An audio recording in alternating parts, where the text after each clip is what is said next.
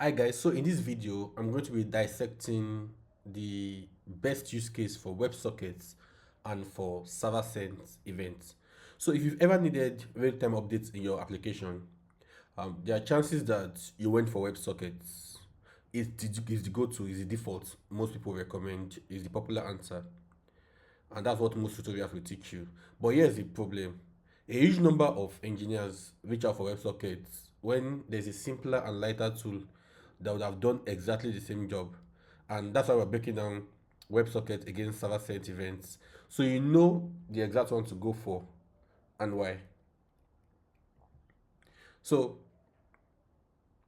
if you look at this video, if you look at this image in front of you, both of them, they basically solve the same problem.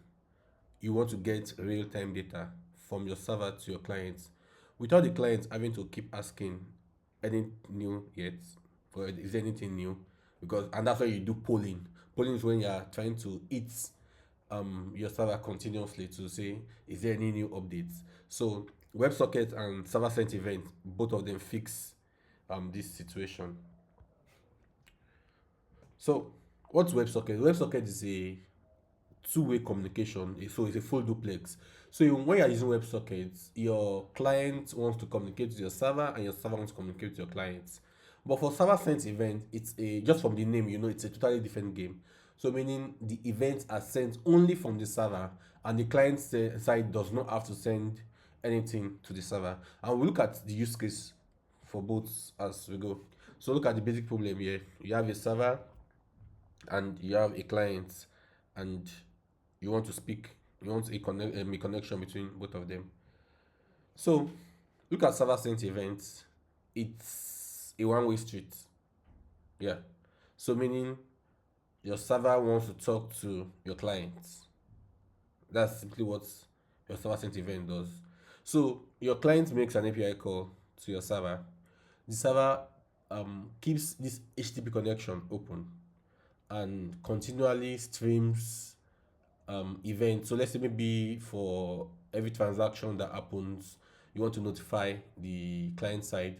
So the server sends an event to the client and the client receives and displays on the application. So that's basically how the server sent event works.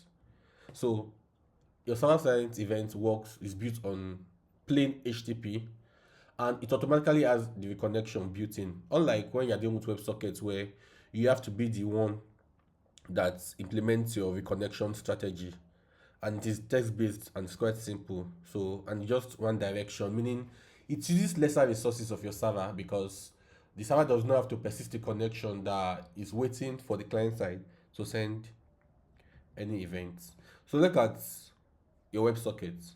So your WebSocket is a two-way event and it starts as an HTTP call in which it requests that the server upgrades the connection to a WebSocket connection, and that's so it's really like you have a pipe that water can flow in both direction, and if this connection has to be kept open for exchange to happen between your clients and your server side.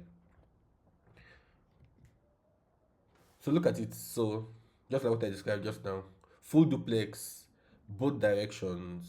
It upgrades from HTTP to its own protocol, and it requires more setup and overhead.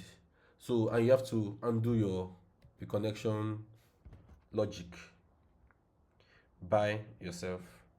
So this is a practical example of it. So look at the server sent event. Everything comes from the server to the client, and your WebSockets, both sides have to maintain the connection for it to be effective. Now you now ask, which should I go for? So you should go for your server sent event when you need just the server to talk to the client. So let's say your notification. When you are dealing with notification, you don't require your client side to do anything with your server. So it's your server that notifies the client side. So instead of going for the complex WebSockets, you just go for the server sent event. Look at stock price stickers. So as the stock price is changing, the server wants to continually update the client side. So you really don't need a WebSocket connection here because your client side has no connection back with your server side. Your live sports scores updates, AI response, and long running job. So like your download. So as download or any running operation, long running job you are running, the server side that needs to update the client side. So your server sent event is perfect for this situation. Now let's look at when should I use WebSocket chat application. Two people want to continually communicate, so meaning you need a two-way connection. So in this situation, your WebSocket is the best solution. Your multiplayer game, live trading platform, because it requires real time a buy and sell, so it requires real time updates on both sides. So or when you're doing collaborative editing, maybe like Google Docs, or when you're doing any form of collaboration, maybe your Draw or any of these collaboration platform. Yes, in this kind of situation, the WebSocket, yeah, cuts it for you. So usually a lot of people make the mistake. WebSocket is usually an overkill when you use it in a place where it should not be used. So and this is like basic difference between them. So your server side event is just lightweight and it is auto reconnecting. So that's one of the pros. And the con is, of course, it's a one-way connection. So meaning you must really examine, would you require in the future that the client side speak to the server side? If that is it, then just go for WebSockets. But your WebSocket require an heavier setup.